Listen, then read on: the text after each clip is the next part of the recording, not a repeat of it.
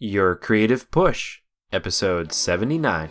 You need a final product. You don't need a project. What really matters is execution and actually finishing something.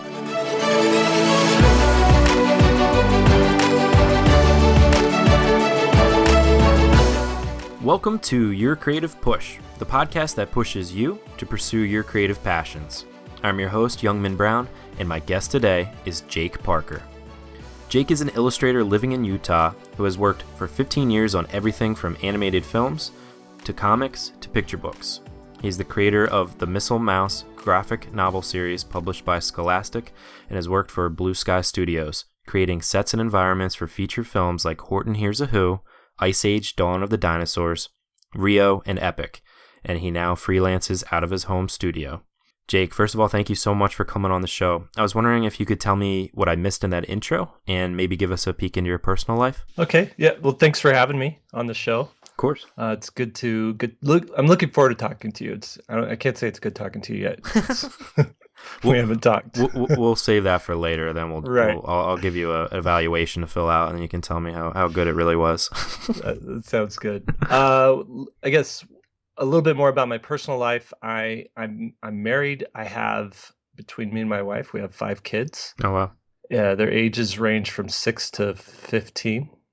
And right now I am currently working on a couple of children's books, a graphic novel. I kind of have my fingers in several little pies, and I also run an online school called SVSlearn.com where I do classes as specific as how to draw robots to as broad as how to do composition. So.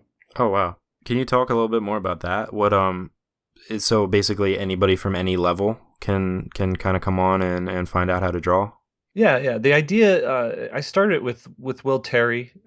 He's another artist you should check out, and Lee White, another illustrator. And we all have backgrounds in teaching on the college level in art. And we just realized that there were a lot of students that were in that college level that still had some basic art stuff that they just didn't understand. They didn't know how to do. And so we decided to start the school to kind of fill in those gaps for people.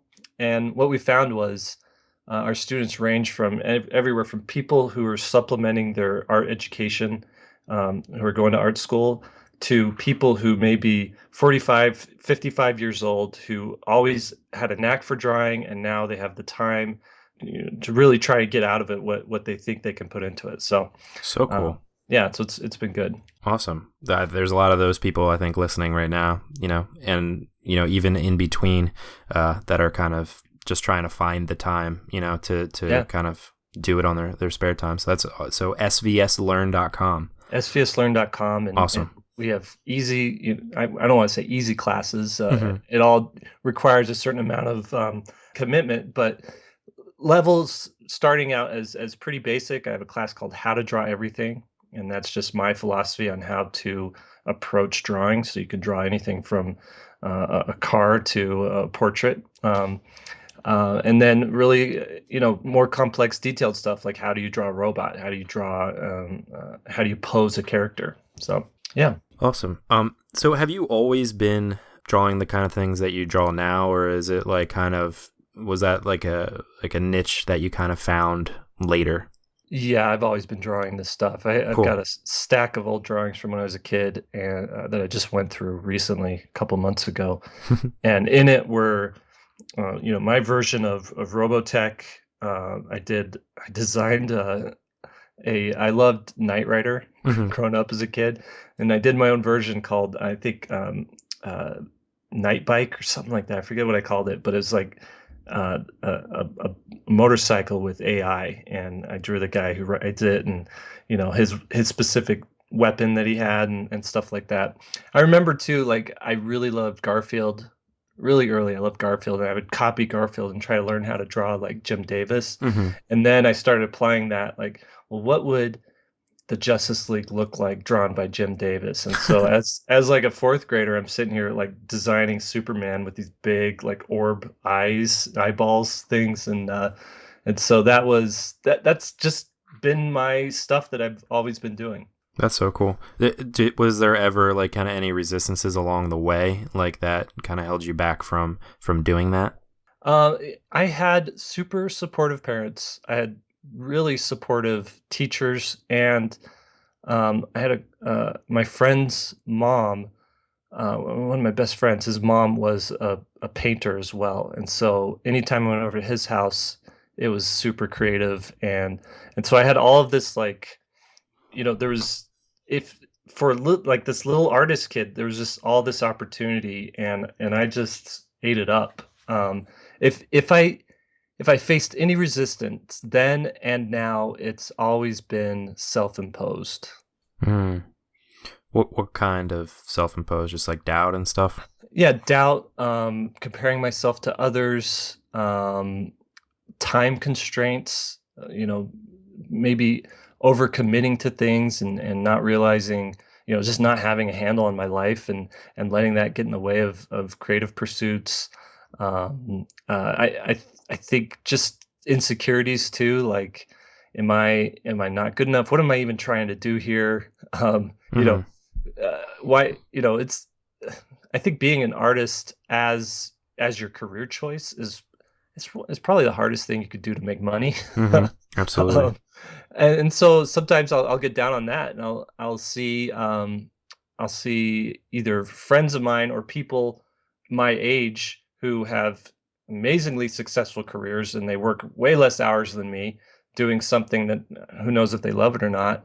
And sometimes I'll just get under my skin, like, oh man, if I had gone down that route, maybe I could have had that kind of success. On the other hand, I'm like, "You're not designed to do anything else, Jake, so quit Right.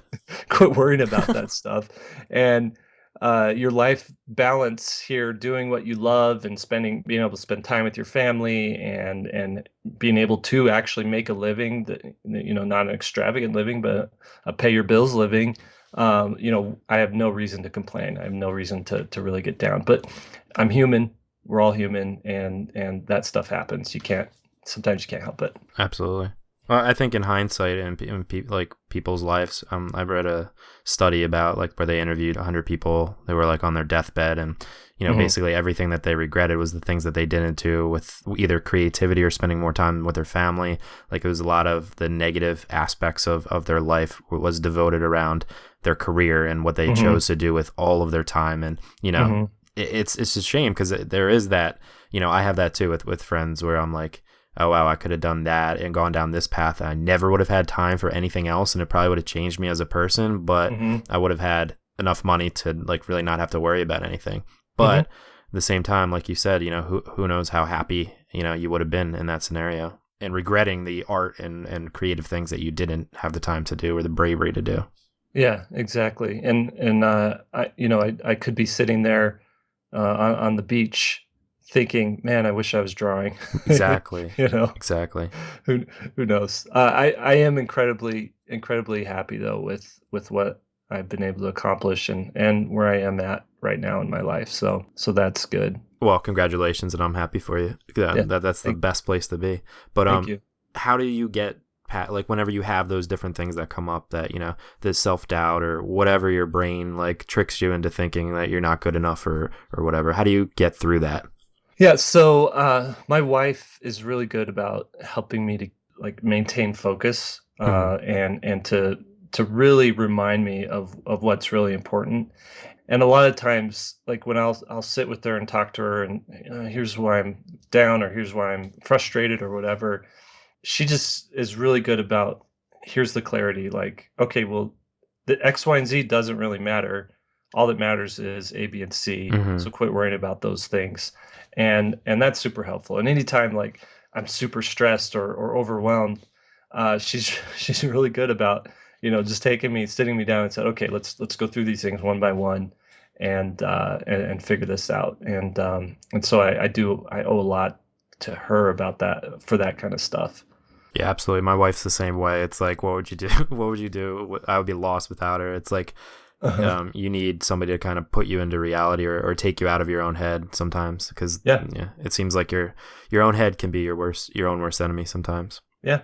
And I gotta add too, so I'm religious as well, Hmm. and I imagine some of your audience is religious too, and you can't discount prayer. Hmm. Um, I will when things really when I'm really discouraged, I'll kneel down, I'll say a quick prayer, I'll just sort of touch base with God and be like, "Hey, here's the deal. You kind of put me on this path, giving me these talents and giving me these interests, and I'm trying to do it.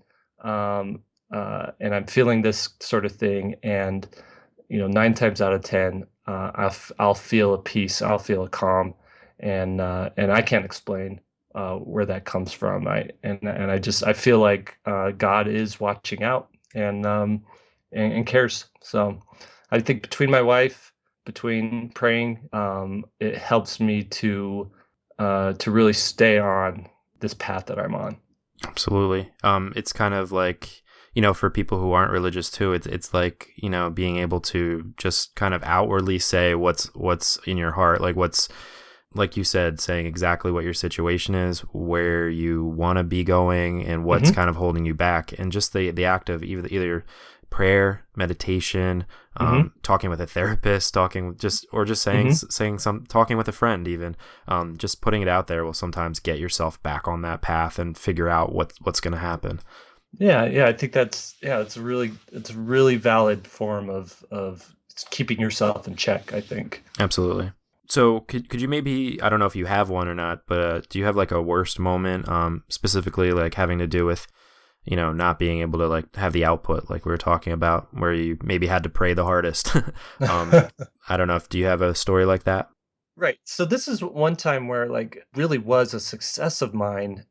Somehow I got down on it because of my own pride and insecurities, right? And what it was I had one of my big dreams was to always do my own graphic novel, and I got a book deal with Scholastic, one of the biggest publishers, and they had this graphics imprint, and which they were publishing graphic novels for kids, and they wanted to. I pitched them my idea of Missile Mouse, which was this character I created when I was 14, and I'd done some Missile Mouse comics for my school newspaper and stuff like that. So this was really like a dream of mine. Huge success, right? Success story. Like here I am. I, I've got this book deal. I'm grinding, making this book, and really it was one of the hardest things to do because I was working full time at an animation studio, and the only time for me to work on this book was 8 to 1 in the morning Mm, after I put the kids down and just kind of got to work and grinded on it. And then I'd be up again at 7 in the morning, get dressed and off to work again. So there was about a year there, maybe 2 years. It's so long ago. I try not to think about sorry for bringing how this up. I hope there's how no much work. PTSD here. Right. And my wife was super supportive, and she's like, "This is good. Put everything into this." And she was actually pregnant, so she was going to bed early anyway. So it was the perfect scenario for me to not feel guilty, not spending time with her because she's asleep anyway, right? Hmm. So I finished these two books. I spent a year on each of them, and it was a year. It was like 6 months of really grinding hard on them, on each of them, and then there's like a 6 months of writing and coloring, and I passed off some of that work to assistants to help me and stuff. But finished these books, put them out into the world, and the response was good. People liked them, but again, comparing myself to others, I had a couple other friends at Scholastic who also were doing books, and their books just went bananas. They sold, skyrocketed, right? They Right. sold tons of copies, and I'm sitting here like thinking like I did all this work and I'm barely even paying off the advance that they Mm, gave me. And I was just really like I was looking at it like, what a dumb idea, Missile Mouse. That's so dumb. It's like just like Rocket Raccoon. I had no idea what Rocket Raccoon was at this time. It came out 5 years before Guardians of the Galaxy, but hmm. but looking back on it, I'm like, I could have spent that time doing something else. I could have, spent that time with my family, whatever. And I was really just kind of getting down on it. I mean, it wasn't like, screw it, I'm not going to draw anymore. But it was just like, oh, all that work for nothing, right? Right. And I got an email, and I'd get emails from time to time from people like, "Oh, my kid loves Missile Mouse. When is the third one coming out? My kid loves Missile Mouse. It's this book was really it's the only thing he'll read. And I thought, oh, that's cool, that's cool. But one email I got in particular was about this mom, and she said that her son had cancer, and one of the only things that really gave him comfort was reading Missile Mouse. It Hmm. was a book that he read as a kid, and he went back to it uh, as a teenager as well to read it, and it just brought him comfort. And she just wanted to tell me like, "Thank you so much for making it." And right then and there, I was like, "Oh my gosh, I didn't waste my time at all." Absolutely. And all things considered, and looking at it, no matter how hard it was, the fact that it had that impact on that family, and as I look at the other emails that I get, like, even if it's, just my kid's favorite book, that's still an impact.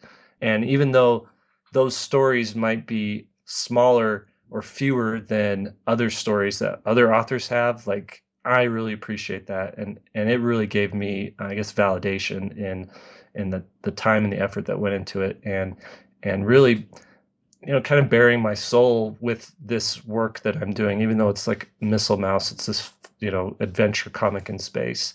It's still a piece of me that I'm putting out there and sharing with others. And so now, as I go forward and I think, oh, am I wasting my time working on this? And what's the point? What's the purpose? Just the fact that this could have an impact on someone somewhere someday is enough to keep me going. And not that comics should be this life altering thing for people, but they're entertainment and they're a diversion and they're an escape for people. And life is hard enough as it is with everything that people are doing. And I'm happy to provide a place for someone to escape to when they need to. And so that's what keeps me going. Absolutely. And such a project that's like very near and dear to your heart. You're saying that you were 14 when you created it, right? Yeah, yeah, the original character. Yeah. It's just got to be like a life check mark almost, like Mhm. you're like, Yeah, this had to be done. So that's right. awesome. And you're right that just that one really awesome story, or like that, like when you can hear that one thing. I had a girl email me, young lady, about 2 months ago saying that the podcast like changed her life, and she had just got out of the psych ward and she was on meds and had the creative dull, like with Hmm. that the meds were providing, but that this podcast helped her to get back and really change her life.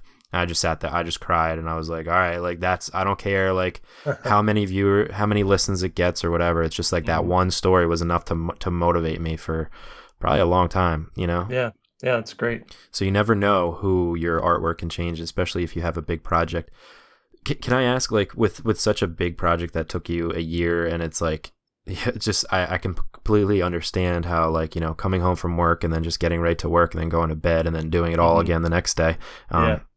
What would you suggest to somebody who it did work out for you timing wise, but like for somebody who has other life commitments that they're going to have to like kind of essentially sacrifice? What Hmm. suggestions would you give to them if they have this big project that they really want to like dive into and finish to completion? Yeah, one of the factors that really helped me to be able to do this was I was being paid to do it. I got an advance of money that was able to help us to pay off some debt, and so on one regard or on one aspect of it, like it was good in that it just helped to do that. Granted, there's easier ways to get money to pay off debt, Right. so it was fulfilling a number of requirements for me, I guess. My advice, though, because I've spent lots of time on other projects that didn't pay anything, right? My advice is to look at the projects holistically and think, okay, what do I actually want to accomplish with this thing? And then figure out like how much you can actually devote to it without it taking away from things that are actually I don't want to say more important, but necessities, Hmm. right? So family time and friend time and work time and whatever sort of obligations that you have, make sure that it doesn't damage those things. You definitely have to have, if you have a partner, a spouse, somebody that you've joined your life with, they need to be on board with this as well, with you spending this much time on it. So you need to figure out what their threshold is and work within those limits to respect that. But also like don't get I really, you have to think that I'm not going to do this for a month, but this is the thing I want to do for the next couple of years, and Hmm. just know that you're going to chip away at it. It's the marathon. It's not the sprint, right? You're just going to chip away at it a little bit here, a little bit there. And I would say as you, and I would do this too, as you finish certain milestones, like, oh, if it was a graphic novel, I did my first 20 pages, reward yourself. Do something, that is a reward in and of itself, but maybe give yourself something that you had been denying yourself to accomplish that thing, and then get back on the horse and do the next 20 pages. So those are some of my like personal coping methods. One, making sure that the people that I'm already committed to are on board with this project. Two, making sure that I understand like exactly how much time this is going to take and how much time I can devote to it. And then three, rewarding myself for these little accomplishments that I make along the way. I would say I got a fourth one too. Can I share a fourth one? Of course. Okay. As, Um, you can have 20 if you want.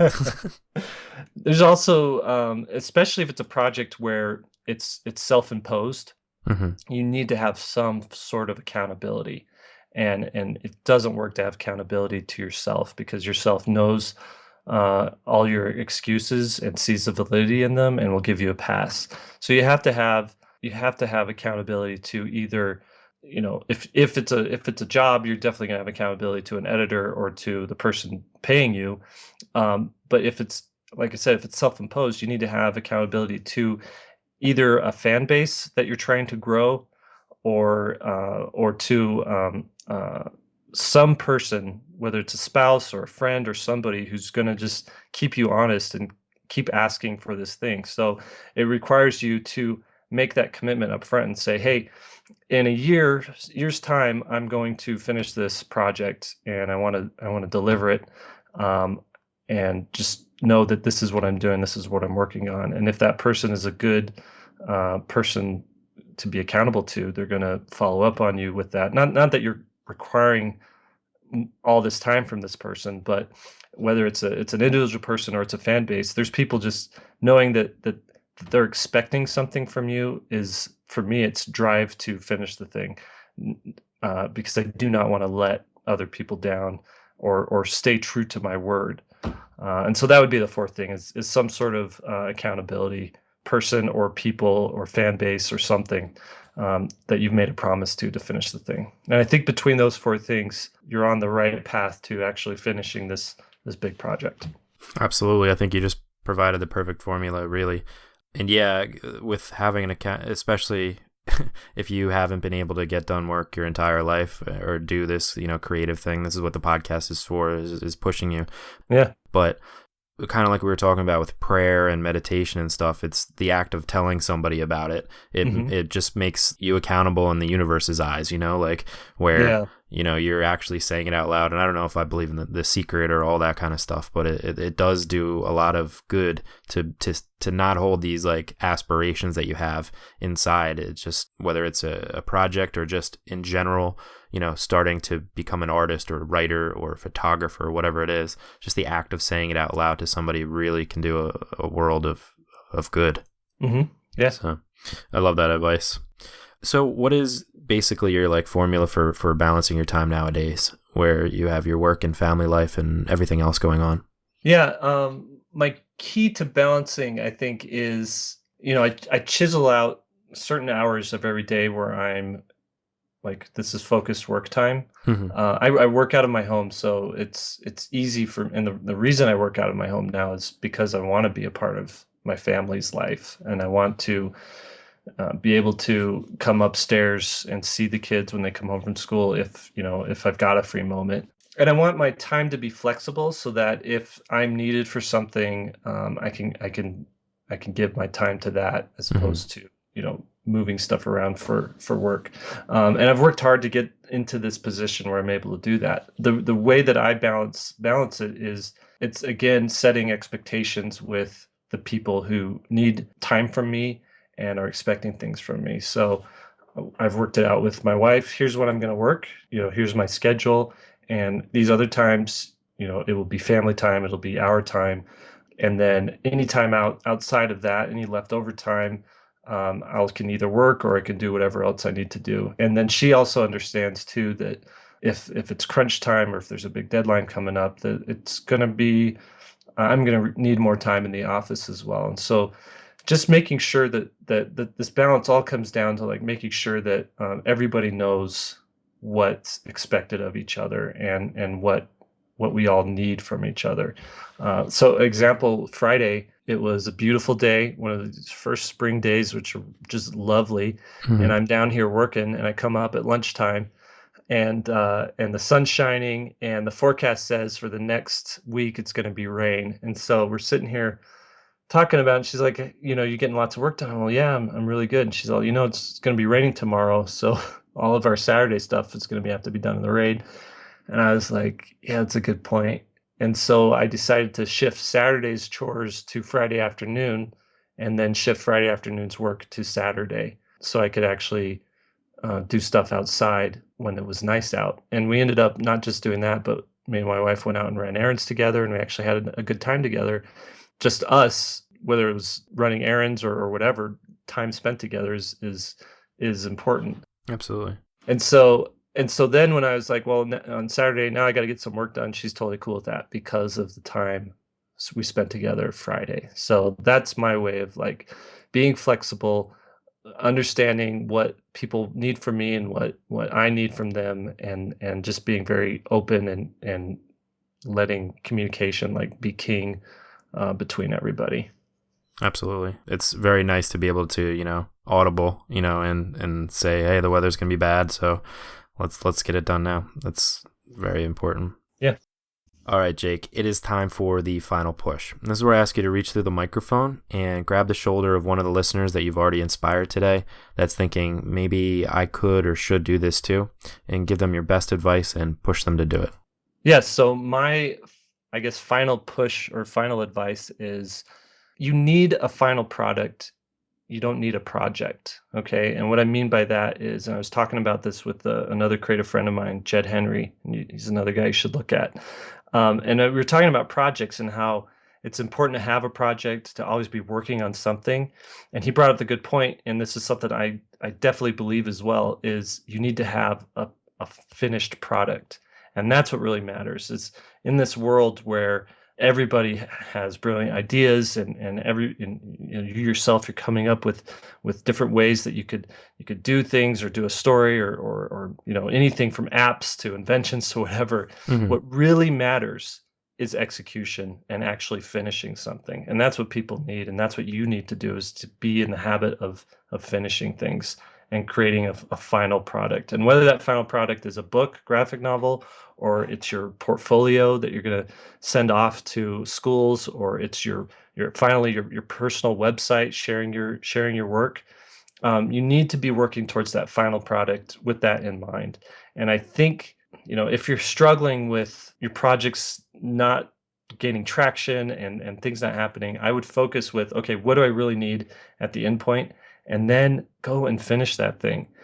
And my mantra, my thing I'm always saying is finished, not perfect. I'd rather have an imperfect finished thing than a perfect thing that's never finished and is always in some state of being worked on.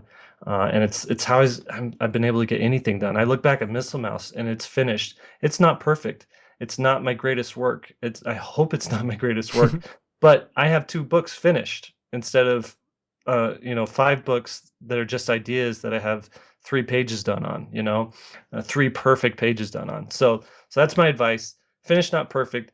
Finish that thing, make a product, and start, look at whatever you're working on right now and think, okay, what is the final goal here? What do I need to do to finish that? Finish that thing and move on. And you're going to improve, you're going to get better as you finish these things. And you're going to be looked at in better eyes by future employers or your fans, or even just the people you hang out with or your spouse. Everyone's going to look at you and say, oh, wow, this person finishes things. They're getting stuff done. So that's my advice. Absolutely. And when you have a lot of open projects, I know from experience that it just adds to the stress level. It's just one more thing that you have to kind of think, that one more thing on your plate. So it's a sigh of relief to kind of have it and check it off like we were talking about. That's right. Perfect advice, man. Hey, Jake, thank you so much for coming on the show today and for giving us that push. Yeah, thank you, and it was good talking to you. Oh, yay! Awesome. And you can find Jake on his website, which is mrjakeparker.com. On Facebook, he is Jake Parker Art. On Instagram, Jake Parker. And on Snapchat, Twitter, Tumblr, and Pinterest, he is Mr. Jake Parker. And I highly suggest you go check that out. And of course, everything will be on our show notes page at yourcreativepush.com/Jake Parker. Jake, thanks again, brother. Yeah, thank you. Absolutely love it. Thank you so much, Jake, for coming on the show. And that's such solid advice. Just get it done. Just get whatever project that you have on your mind done. And then you can kind of have it off of your chest and you don't have to worry about it anymore.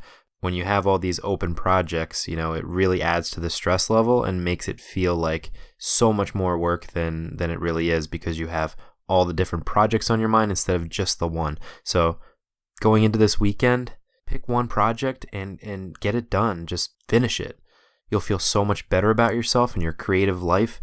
It will also help you to springboard into the other projects that you have on your plate. Just get one done, check it off, and get going on everything else. It doesn't have to be perfect. It just has to be done. So do it. And if it's a big project that you want to get done first, just chip away, like Jake said. Look at it as a marathon, not a sprint. And that will make it a little bit less stressful for you as you try to get it done. I'm sorry, not try to get it done. Get it done. That's what I'm talking about. So again, just a huge thank you to Jake. It was really inspiring and really relatable conversation for me. And I really appreciate him opening up about all the different things that hold him back, having such a successful career and being such a great artist. It's really inspiring to see that, everybody goes through these same struggles. So huge thank you, Jake. And yeah, definitely go check out SVS School if you're interested in learning from Jake how to draw. And I also highly recommend, he just put out a video yesterday on his YouTube channel called You Need a Product, Not a Project, which really hits on what he talked about in his final push. It's a longer video, about 44 minutes. So if you really feel inspired, first and foremost, go and get your work done, because that's the goal of this podcast. And that's what I tell you to do every day. But if you need a little bit of extra boost, go check that out. I will have it linked in the show notes page at yourcreativepush.com/Jake Parker. That's all I've got for you today. Hopefully you're inspired to go and get your work done. Have a great day, a great weekend. Be productive. Go and get something done to its completion. And we will be here for you next week if you need the push again. Thank you so much for listening. I love you guys. Have a great weekend, and we will see you on Monday. Bye.